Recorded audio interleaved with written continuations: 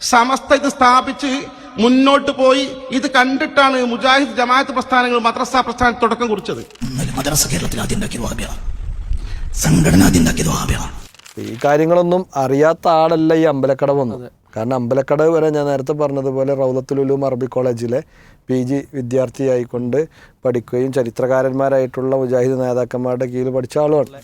മദ്രസയുടെ ആദ്യത്തെ മീം ജഹന്നമിൻ്റെ അവസാനത്തെ മീമാണ്, അതുകൊണ്ട് മക്കളെ അവിടേക്ക് പറഞ്ഞയക്കണ്ട എന്ന് പറഞ്ഞ് പാട്ട് എഴുതിയതൊരു മുസ്ലിയാരാണ്. ആർക്കെതിരെ? മദ്രസ സംവിധാനം കൊണ്ടു നടക്കുന്ന PK മൂസ മൗലവിക്കെതിരെ. ആ പാട്ടൊന്നും സമർത്തിയിട്ടില്ല.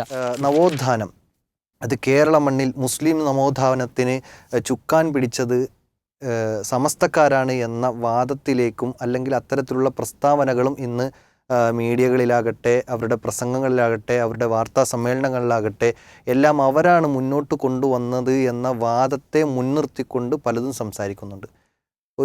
ചില കാര്യങ്ങൾ യഥാർത്ഥത്തിൽ നമ്മളൊന്ന് നിഷ്പക്ഷമായി റീഡ് ചെയ്യാൻ ശ്രമിക്കുകയാണെങ്കിൽ, വിദ്യാഭ്യാസം എന്ന ആ ഒരു തുറവി അത് കേരള മണ്ണിൽ മുസ്ലിങ്ങൾക്കിടയിൽ പ്രത്യേകിച്ച് സ്ത്രീകളുടെ വിഷയത്തിലൊക്കെ അത് കൊണ്ടുവന്നതാര് എന്ന് നിഷ്പക്ഷമായി പഠിക്കുകയും മദ്രസ സംവിധാനങ്ങൾ എത്രത്തോളം ഇവരെന്താ പറഞ്ഞു വെച്ചത്, ഫാത്തിഹയുടെ അർത്ഥം പോലും പഠിക്കൽ മുസ്ലിമീങ്ങൾക്ക് നിർബന്ധമല്ല എന്ന് പറഞ്ഞു വച്ചിട്ടുണ്ട്. ഇംഗ്ലീഷ് പഠിക്കൽ നരകത്തിൻ്റെ ഭാഷയാണ് എന്നുവരെയൊക്കെ പറഞ്ഞു വെച്ച ഒരു പ്രസ്ഥാനത്തിൻ്റെ ആളുകൾ ഇന്ന് നവോത്ഥാനം അവർ അവകാശപ്പെടുകയാണ്, ക്രെഡിബിലിറ്റി നേടിയെടുക്കാൻ വേണ്ടി പരിശ്രമിച്ചു കൊണ്ടിരിക്കുകയാണ്. എന്താണ് മൂസ ഉസ്താദ് ഇതിനോട് പ്രതികരിക്കാനുള്ളത്? സലഫികളാണോ അതല്ല സമസ്തക്കാരാണോ നവോത്ഥാനത്തിൽ മുന്നിൽ നടന്നത്? ഇവിടെ സൂചിപ്പിക്കപ്പെട്ട ഈ കാര്യം പല ശബ്ദങ്ങളിലൂടെ പുറത്തു വന്നുകൊണ്ടിരിക്കുന്നൊരു വിഷയമാണ്. കാരണം ഈ നവോത്ഥാനം എന്ന് പറയുമ്പോൾ അതൊരു പ്രസ്ഥാനത്തിൻ്റെ വലിയൊരു മുഖമാണ്. ആ പ്രസ്ഥാനത്തിൻ്റെ ചലനങ്ങൾക്ക് ജീവനുണ്ട് അല്ലെങ്കിൽ ജീവനുണ്ടായിരുന്നു എന്നതിൻ്റെ വലിയ തെളിവാണ് നവോത്ഥാനം. സമൂഹത്തിൽ വൈജ്ഞാനിക മേഖലയിലും മറ്റും ഇടപെട്ട് അവരെ കൈപിടിച്ചുയർത്തുക, ഉണർത്തുക എന്നതാണല്ലോ. ഒരു നൂറ്റാണ്ട് കഴിഞ്ഞു കേരള മുസ്ലിം നവോത്ഥാനത്തിൻ്റെ മത, സാമൂഹിക, രാഷ്ട്രീയ മേഖല നമ്മൾ എടുക്കുകയാണെങ്കിൽ ഒരു നൂറ്റാണ്ട് കഴിഞ്ഞു. വലിയ വിപ്ലവകരമായ ഒരു ചരിത്രമാണത്. അതുകൊണ്ട് തന്നെ ഇന്ന് ജീവിച്ചിരിക്കുന്ന ചരിത്രകാരന്മാരാകട്ടെ, പഴയകാല ചരിത്രകാരന്മാരാകട്ടെ, അവരിൽ നല്ലൊരു ശതമാനം ആളുകൾക്ക് ഈ വസ്തുതയെ മറന്ന് ചരിത്രം എഴുതാൻ കഴിയൂല. അത് ശരിക്കും നമ്മൾ വായിക്കണമെങ്കിൽ മനസ്സിലാവും. ഇപ്പോൾ ഈ അടുത്ത കാലത്ത് പിന്നെ മരണപ്പെട്ട ചരിത്രകാരന്മാർ വരെ തുറന്ന് പറഞ്ഞിട്ടുണ്ട്. ഇവിടെ പിന്നെ മഹാനായ KM മൗലവി റഹിമഹുല്ലാ, അദ്ദേഹത്തിൻ്റെ ഒരു പടയോട്ടം എന്ന് പറയാം, അതിശക്തമായ ഒരു പടയോട്ടം. ഓരോ പ്രദേശങ്ങളിലുമുള്ള വ്യത്യസ്ത കഴിവുകളുള്ള ആളുകളെ തേടി കണ്ടെത്തി അവരെവിടെ ഉപയോഗിക്കണം എന്ന കൃത്യമായ ഒരു ആലോചന നടത്തി മുന്നോട്ട് പോകുന്ന ഒരു പ്രസ്ഥാനം തന്നെയാണ് ആര്? KM മൗലവി റഹിമഹുല്ലാ. അതുകൊണ്ട് ഒരു ഊഹം പറയുകയാണ്, ഏകദേശം അതാകാനാണ് സാധ്യത. KM മൗലവി റഹിമഹുല്ലയുടെ ചരിത്രം എഴുതാൻ വേണ്ടി പുസ്തകങ്ങളും ലേഖനങ്ങളും ചർച്ചകളും ഉണ്ടായ അത്ര ചിലപ്പോൾ വേറെ ഉണ്ടായിക്കില്ല, അത്രയും ഉണ്ടാവും. KM മൗലവി റഹിമഹുല്ലയെ മാത്രം വെച്ചിറങ്ങിയ പുസ്തകങ്ങൾ എത്രയാണ്? അപ്പോൾ അവസാനം ഇറങ്ങിയ പുസ്തകമാണ് പിന്നെ KM മൗലവി ഒരു പാഠപുസ്തകം, വളരെ വിപ്ലവം ഉണ്ടാക്കിയ പുസ്തകം. നമ്മൾ പ്രൂഫ് വേണ്ടി ചർച്ചകൾ എടുത്തിരുന്നത്. അപ്പോൾ ഒരു നവോത്ഥാനത്തിൻ്റെ വലിയ ഒരു ശില്പി, ആര് കുത്തിയാലും മുറിവേൽക്കാത്ത, തുളയാത്ത, തകരാത്ത ഒരു ശില്പി. അത് അള്ളാഹു സുബ്ഹാനഹു വ തആലയുടെ തൗഫീഖിനാൽ ഈ കേരള മുസ്ലിം സമൂഹത്തിന് കിട്ടിയ വലിയൊരു സംഗതിയാണ്. പക്ഷേ ഇടക്കാലത്ത് ഇവിടെ കേരളത്തിൽ ഷിയാ സൂഫി ധാരകളെ അനുഗമിച്ച് പോന്നിരുന്ന അവരുടെ ത്വരീഖത്തുകളും അന്ധവിശ്വാസങ്ങളും അതൊക്കെ വലിയ കാര്യമായി സ്വീകരിച്ചു പോന്നിരുന്ന പഴയകാല മുസ്ലിയാക്കന്മാർ, പാങ്ങിൽ അഹമ്മദ് കുട്ടി മുസ്ലിയാർ അടക്കമുള്ള, അതേപോലെ തന്നെ പിന്നെ വരക്കൽ മുല്ലക്കോയ തങ്ങൾ, അങ്ങനെയുള്ള ആളുകൾ അവർ അന്ന് തൊട്ട് തന്നെ ഈ KM മൗലവി റഹിമഹുല്ലയുടെ പ്രവർത്തനങ്ങൾക്ക് നേരെ അമ്പെയ്ത് കൊണ്ടുപോകുന്ന ആളുകളാണ്, ഭയങ്കരമായി അമ്പെയ്ത ആളുകളാണ്. അപ്പോൾ സ്വാഭാവികമായിട്ടും അവരുടെ പിൻഗാമികളായി വരുന്നവർ കുന്തം കൊണ്ട് കുത്തും. അന്ന് തന്നെ അമ്പുണ്ടെങ്കിൽ ഇന്ന് നല്ല കുന്തം കൊണ്ട് അവർ കുത്തും. അതാണ് ശരിക്കും ഇവിടെ ഇപ്പോൾ ഈ സമസ്ത വിഭാഗങ്ങൾ നടത്തിക്കൊണ്ടിരിക്കുന്നത്. കാരണം സമസ്തയെ സംബന്ധിച്ചിടത്തോളം പ്രത്യേകിച്ച് ഇപ്പോൾ നമ്മൾ ഈ വിഷയം എടുക്കുന്നത് EK വിഭാഗത്തെ മുന്നിൽ വെച്ചിട്ടാണ്. കാരണം EK വിഭാഗം അവരുടെ സംഘടനയുടെ 100ാം വാർഷികം ആഘോഷിക്കുന്നതിൻ്റെ ഭാഗമായി ഒരു യാത്ര കേരളത്തിൽ നടത്തി. ആ യാത്രയിലുടനീളം അവരുടെ സംഘടന ഇപ്പോൾ അകപ്പെട്ടിരിക്കുന്ന വലിയൊരു അപകടം, ആ അപകടത്തിൽ നിന്ന് അവരെ മുഖം ഒന്ന് മിനുക്കിയെടുക്കണം. മിനുക്കിയിട്ട് എന്ത് ചെയ്യണം? ആൾക്കാരുടെ മുമ്പിൽ സംഘടനയുടെ മുഖം വെട്ടിത്തിളങ്ങണം. അതവരുടെ വലിയ അജണ്ടയാണ്. അതുകൊണ്ട് പിന്നെ ഈ തിരുവനന്തപുരത്ത് തുടങ്ങിയ യാത്ര കാസർഗോഡ് അവിടെ അവസാനിക്കുമ്പോഴും അവരുടെ പത്രവാർത്തകളിൽ, അവരുടെ ഇതുമായി ബന്ധപ്പെട്ട വാർത്തകളിൽ നമ്മൾ കാര്യമായി കണ്ട വിഷയം എന്താ വെച്ചാൽ വിദ്യാഭ്യാസ മേഖല, സ്ത്രീ വിദ്യാഭ്യാസ മേഖല, മദ്രസ വിദ്യാഭ്യാസ മേഖല, ഇങ്ങനെയുള്ള മേഖലയിലൊക്കെ സമസ്ത അങ്ങനെയായിരുന്നു ഇങ്ങനെയായിരുന്നു എന്നാണ്. പിന്നെ മാത്രവുമല്ല ഈ നവോത്ഥാനത്തിൻ്റെ അസ്തിത്വം അവരാണ് എന്ന് വരുത്തണം. അതെ, ഇപ്പോൾ ഈ യാത്രയിൽ തന്നെ സമസ്തയിലെ ഒരു മുസ്ലിയാർ നടത്തിയ വർത്തമാനം എന്ന് കേൾക്കാം നമുക്ക്. ഈ യാത്രയിൽ നിങ്ങൾക്കറിയാം, മതരംഗത്ത് ഞാൻ പറയേണ്ട ആവശ്യമില്ല. 11,000-ൽ പരം പ്രാഥമിക മതപാഠശാലകൾ, മദ്രസകൾ സ്ഥാപിച്ചു. സമസ്ത ഇത് സ്ഥാപിച്ച് മുന്നോട്ട് പോയി. ഇത് കണ്ടിട്ടാണ് മുജാഹിദ് ജമാഅത്ത് പ്രസ്ഥാനങ്ങൾ മദ്രസ പ്രസ്ഥാനത്തിന് തുടക്കം കുറിച്ചത്. സമസ്തയുടെ സമുന്നതരായ പണ്ഡിതന്മാർ ഈ വിഷയത്തിൽ വളരെ ജാഗരൂകരായിരുന്നു. ഇത് കേൾക്കുമ്പോൾ തോന്നുന്നത് ഈ മുസ്ലിയാക്കന്മാരനെ പൊതുവെ പ്രയോഗിക്കുന്നത് പ്രയോഗമുണ്ട്, കല്ല് വെച്ച നോണാണ്. അങ്ങനെ ഇതിനെ പറയാൻ പറ്റുള്ളൂ. ഈ മുസ്ലിയാരെ അതെ അല്ല, ഈ മുസ്ലിയാർ അദ്ദേഹത്തിന്റെ PG എടുത്തിട്ടുള്ളത് വഹാബിയുടെ സ്ഥാപനത്തിൽ നിന്നാണ്. അന്ന് കാരണം സമസ്തക്ക് അങ്ങനെ ഒരു PG കൊടുക്കാനുള്ള സ്ഥാപനം പോലും ഇല്ലായിരുന്നു എന്നുള്ളതാണ് വസ്തുത. ഇത് അമ്പലക്കടവിൻ്റെ കല്ല് വെച്ച നുണയെന്ന് നമുക്ക് ധൈര്യമായിട്ട് പറയാം. കാരണം ഇപ്പോൾ മൂപ്പര പറഞ്ഞ സംസാരം തുടങ്ങിയത് മദ്രസകളെ എണ്ണം പറഞ്ഞിട്ടാണ്. ഇവിടെ എണ്ണ അല്ലല്ലോ തർക്കം, എണ്ണ എത്രയാകാം. ഇതിന് തറക്കല്ലിട്ട് അസ്തിത്വം ആരുടെ കയ്യിൽ എന്നാണ്. ഇപ്പോൾ ഒരു ഉദാഹരണം പറഞ്ഞാൽ, ഇപ്പം പിന്നെ മെഡിക്കൽ ഫീൽഡ് വളർന്ന കാലമാണ്. ഓരോ കമ്പനികളുടെ പേരിൽ വലിയ വലിയ ഹോസ്പിറ്റലുകൾ, അതേപോലെ ക്ലിനിക്കുകൾ പലതുമുണ്ട്. എന്തായിരുന്നാലും ലോകത്ത് വൈദ്യശാസ്ത്രം കണ്ടെത്തിയ ഒരാളുണ്ടാവുമല്ലോ, ഉറപ്പാണല്ലോ. അപ്പോൾ ഒരു വലിയ ഹോസ്പിറ്റൽ കമ്പനിയുടെ മുതലാളി അയാളുടെ ഒരു സംസാരത്തിൽ പറയുക, വൈദ്യശാസ്ത്രം നമ്മളാണ് കണ്ടെത്തിയത്, കാരണം നമുക്ക് ഇത്ര ഹോസ്പിറ്റലുകളുണ്ട് എന്ന് ഹോസ്പിറ്റലുകളെ എണ്ണം പറഞ്ഞിട്ട് വൈദ്യശാസ്ത്രത്തിൻ്റെ പിന്നെ ഇത് അവകാശപ്പെട്ടാൽ എങ്ങനെ ഉണ്ടാവും? ഏത് കാര്യത്തിലും അങ്ങനെ. അതാണ് ഇവിടെ ചെയ്തത്. കുറേ മദ്രസകളെ എണ്ണം പറഞ്ഞിട്ട് ഞങ്ങളാണ് ഇതിൻ്റെ ആളുകൾ എന്നാണ്. ശരിക്ക് അമ്പലക്കടവ് ഹമീദ് വൈസി ചരിത്രം അറിഞ്ഞിട്ട് കളിക്കുകയാണോ, അറിയാതെ എവിടുന്നോ കേട്ടത് കണ്ട് എന്തെങ്കിലും പറയാമെന്നറിയില്ല. ഏതായിരുന്നാലും ചുരുക്കത്തിൽ അതിങ്ങനെ പറഞ്ഞു വന്നാൽ, ചാലകത്ത് കുഞ്ഞഹമ്മദ് ഹാജി പിന്നെ ഒരു നവോത്ഥാന കാര്യങ്ങളിൽ ഇടപെട്ട് വന്നിരുന്ന ഒരു പരിഷ്കരണ കാര്യങ്ങളെപ്പറ്റി ആലോചിച്ചിരുന്ന ഒരാളാണ്. അതുകൊണ്ട് തന്നെ അദ്ദേഹത്തിൻ്റെ വാഴക്കാട് ദർസിൽ പല മുസ്ലിയാക്കന്മാരുണ്ടായിരുന്നു. അന്നത്തെ പല മുസ്ലിയാക്കന്മാരവിടെ പഠിച്ചവരായിരുന്നു. അപ്പോൾ ചാലകത്ത് ബോർഡ് കൊണ്ടുവന്നു, എഴുത്ത് കൊണ്ടുവന്നു, അതേപോലെ ഇരുന്ന് പഠിക്കുന്ന രീതികൾ കൊണ്ടുവന്നു. ഒരു പലയിടത്തും പോയി കണ്ട പരിചയത്തിൽ ഒരു വ്യവസ്ഥാപിതമായ സിസ്റ്റം കൊണ്ടുവന്നു. ഇവിടെയാണെങ്കിൽ മര്യാദക്ക് ഭക്ഷണമില്ലാത്ത, സൗകര്യങ്ങളില്ലാത്ത, അതേപോലെ വ്യക്തമായ കാര്യങ്ങൾ പഠിപ്പിച്ചു കൊടുക്കാത്ത ഒരു മുഷിഞ്ഞ അവസ്ഥയിലുള്ള ദർസ് പരിപാടിയാണ് കാര്യമായിട്ട് ചില പള്ളിമൂലകൾ കേന്ദ്രമാക്കിയിട്ടുണ്ടായിരുന്നത്. അപ്പോൾ അതിൽ നിന്ന് മുസ്ലിം സമൂഹത്തിന് മാറ്റം വരണം, മതവിദ്യാഭ്യാസം ചെറുപ്പത്തിലെ പഠിപ്പിക്കുന്ന രീതികൾ വേണം എന്ന ആലോചനയിൽ നിന്നാണ് ഇത് മുളപൊട്ടി വരുന്നത്. അതുകൊണ്ട് ഇവരും ചാലകത്തിൻ്റെ പേര് പറയും, ഇതിൻ്റെ ഇത് കൃത്യമായി കൊണ്ടുവന്ന നമ്മളും ചാലകത്തിൻ്റെ പേര് പറയും, കാരണം അതൊരു കേന്ദ്രമായിരുന്നു. പിന്നെ അവിടുന്ന് മഹാനായ KM മൗലവി റഹിമഹുല്ല, അതേപോലെ PK മൂസ മൗലവി റഹിമഹുല്ല പോലത്തെ പണ്ഡിതന്മാർ അവരെന്ത് ചെയ്തു? ഇതുമായി നമ്മൾ സമൂഹത്തേക്ക് ഇറങ്ങണം, ധൈര്യസമേതം അവരിറങ്ങി. ഇതിലേ ഒരു വിഷയം മനസ്സിലാക്കേണ്ടതെന്ന് വെച്ചാൽ, ചാലിലകത്ത് മദ്രസ പ്രസ്ഥാനത്തിൻ്റെ നവോത്ഥാനവുമായി കൊണ്ട് വന്ന സമയത്ത് ഇതിനെ നഖശിഖാന്തം എതിർത്ത ആളുകളായിരുന്നു അന്ന് സമസ്ത എന്ന സംഘടന ഇല്ല, ഈ മുസ്ലിയാക്കന്മാർ.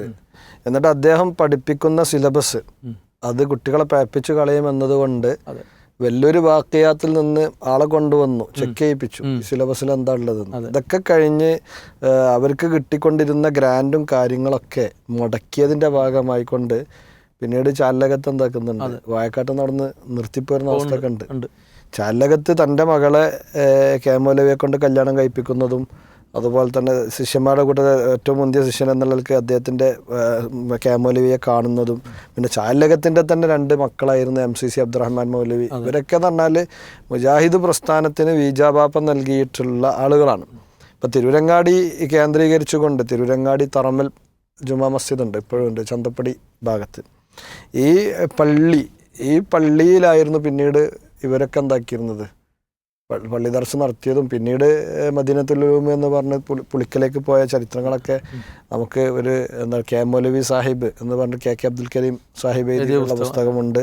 ഉമർ മൗലയുടെ ഓർമ്മയുടെ തീരത്തുണ്ട്. അതുപോലെ തന്നെ പഴയ കാലത്തെ നവോത്ഥാന സംഭവങ്ങളൊക്കെ എഴുതിയിട്ടുള്ള പുസ്തകങ്ങൾ വായിച്ചാൽ ഇത് കൃത്യമായി ബോധ്യപ്പെടുന്ന കാര്യങ്ങളാണ്. ഇപ്പോൾ ഈ ചാലകത്തിൻ്റെ ഖബർസ്ഥാൻ വരെ ഉള്ളത് ഈ പറഞ്ഞ തിരുരങ്ങാടി തറമ്മൽ പള്ളി ജുമാ മസ്ജിദിലാണ് ഉള്ളത്. തിരുരങ്ങാടി തറമ്മൽ പള്ളിയുടെ വിപ്ലവം എന്താണെന്ന് വെച്ച് കഴിഞ്ഞാൽ കാളിമാരുടെ കീഴിലുള്ള പള്ളികളായിരുന്നു അതുവരെ അക്കാലത്ത് ഉണ്ടായിരുന്നത്. അല്ലാത്ത പള്ളികൾ പള്ളിയായി പരിഗണിക്കുകയില്ല എന്ന് പറഞ്ഞ കാലത്ത് ഞങ്ങളൊക്കെ CA-പാപ്പ എന്ന് പറയും. അപ്പോൾ CA-പാപ്പൻ്റെ നേതൃത്വത്തിലുള്ള ആളുകൾ അങ്ങനെ ഒരു പള്ളി ഉണ്ടെങ്കിൽ പള്ളി ഉണ്ടായാലും എന്താ പ്രശ്നം എന്ന് പറഞ്ഞുകൊണ്ട് ഉണ്ടാക്കിയ പള്ളിയാണ്. ഈ കാര്യങ്ങളൊന്നും അറിയാത്ത ആളല്ല ഈ അമ്പലക്കട വന്നത്. കാരണം അമ്പലക്കട വരെ ഞാൻ നേരത്തെ പറഞ്ഞതുപോലെ റൗലത്തുൽ ഉലൂം അറബി കോളേജിലെ PG വിദ്യാർത്ഥിയായിക്കൊണ്ട് പഠിക്കുകയും ചരിത്രകാരന്മാരായിട്ടുള്ള മുജാഹിദ് നേതാക്കന്മാരുടെ കീഴിൽ പഠിച്ച ആളുമാണ്. അപ്പോൾ മാത്രമല്ല ഇപ്പോൾ ഈ അമ്പലക്കട പറഞ്ഞതിന് വൈരുദ്ധ്യമായിക്കൊണ്ട് തന്നെ കാസിമി സംഭവം എന്താണെങ്കിലും കാസിമി വളരെ സുന്ദരമായി കൊണ്ട് എന്താക്കുന്നുണ്ട് ഈ കാര്യങ്ങൾ വിശദീകരിക്കുന്നതൊക്കെ നമുക്ക് അതൊന്ന് കേൾപ്പിക്കണം, അവസാനത്ത് കേൾപ്പിക്കാം. പിന്നെ ഇതിൽ പറഞ്ഞ പോലെ തന്നെ അന്ന് മുസ്ലിയാക്കന്മാർക്ക് നേരെ ഇവരെന്നെ ഇറങ്ങി തിരിച്ചത്, അവരെ ഭീഷണിപ്പെടുത്തി, അതേപോലെ പുത്തനാശയം കടത്തി കൊണ്ടുവരികയാണെന്നൊക്കെ പറഞ്ഞ് സമസ്ത തന്നെ അന്നത്തെ മുസ്ലിയാക്കന്മാരെ ഭീഷണിപ്പെടുത്തിയിട്ടുണ്ട്. അതിൻ്റെ ഉദാഹരണമാണ് പറവണ്ണ മൊയ്തീൻകുട്ടി മുസ്ലിയാരൊക്കെ. പിന്നെ ധൈര്യസമേതം ഇവർ KM മൗലവി PK മൂസ മൗലവി റഹിമഹുല്ല മുന്നോട്ട് പോയി. PK മൂസ മൗലവി റഹിമഹുല്ല പയ്യോളി ഭാഗത്ത് തുടങ്ങിയ ഒരു മദ്രസക്കെതിരെ പാട്ട് വരെ ഈ സമസ്തക്കാർ പാടിയിട്ടുണ്ട്. ഇത് ജഹന്നമിക്കുള്ള മദ്രസയുടെ ആദ്യത്തെ മീമ് ജഹന്നമിൻ്റെ അവസാനത്തെ മീമാണ്, അതുകൊണ്ട് മക്കളെ അവിടേക്ക് പറഞ്ഞയക്കണ്ട എന്ന് പറഞ്ഞ് പാട്ട് എഴുതിയതൊരു മുസ്ലിയാരാണ്. ആർക്കെതിരെ? മദ്രസ സംവിധാനം കൊണ്ട് നടക്കുന്ന PK മൂസ മൗലവിക്കെതിരെ. ആ പാട്ടൊന്നും സമസ്ത തിരിയില്ല. ഇപ്പോഴും അവരത് ആ പാട്ടിനെ ഉൾക്കൊണ്ടുകൊണ്ട് തന്നെ ലേഖനം എഴുതുന്ന ആൾക്കാർ ഇപ്പോഴും ഉണ്ട്.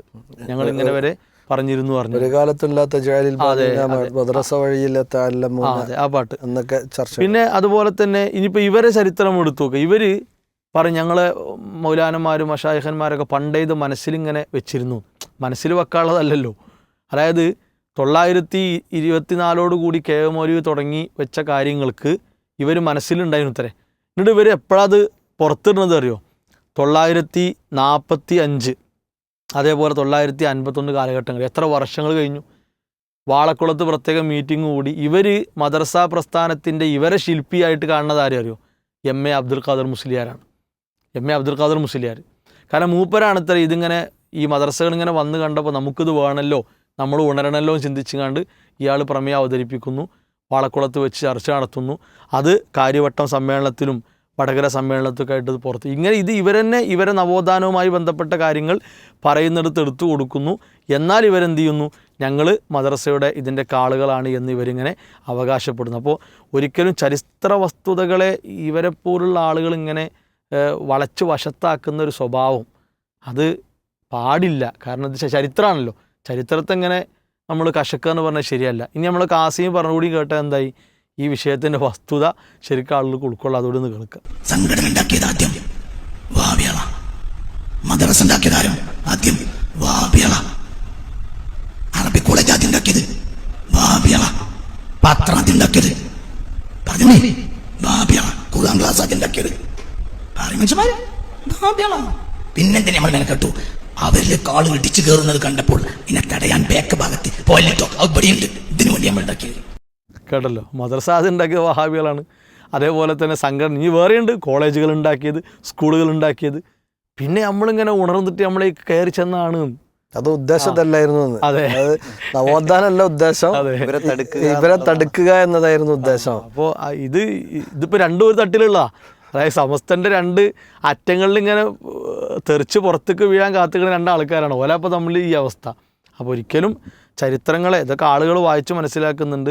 പഴയ കാലത്തെ വളരെ പ്രായമുള്ള ആളുകൾക്ക് ഇതൊക്കെ അറിയാം. അതൊക്കെ ഇവരെ പോലുള്ള ആളുകളൊന്ന് മനസ്സിലാക്കട്ടെ എന്നാണ് സൂചിപ്പിക്കാനുള്ളത്. ഇതിൽ എനിക്ക് സൂചിപ്പിക്കാനുള്ളത് പണ്ട് എ.പി. അബ്ദുൽ ഖാദർ മൗലവി പറയാറുണ്ടായിരുന്നു, അല്ലാഹു റഹ്മഹു. അതായത് ഇവർ നവോത്ഥാനം വന്ന സമയത്ത് നവോത്ഥാനത്തെ പിടിച്ച് വെക്കാൻ വേണ്ടി എന്താക്കി ശ്രമിച്ചു. അതായത് എങ്ങനെ അദ്ദേഹം പറഞ്ഞ ഇതൊരു ക്ലോക്കിനെ പോലെയാണെന്നാണ്. അപ്പോൾ ക്ലോക്കിൻ്റെ സൂചി ഇങ്ങനെ 6, 7, 8 എന്ന് പറഞ്ഞിങ്ങനെ മേൽക്ക് പോകുമ്പോൾ ഇവർ ഈ സൂചി കുടിച്ച് തൂങ്ങി. ഇത് സൂചി ചലിക്കുന്നുണ്ട്, അപ്പോൾ അതുകൊണ്ടെന്നാൽ ചലിക്കാൻ പാടില്ല, നിൽക്കട്ടെ നിൽക്കുക. അങ്ങനെ പക്ഷേ സൂചി അത് കറങ്ങിക്കൊണ്ടേയിരിക്കും.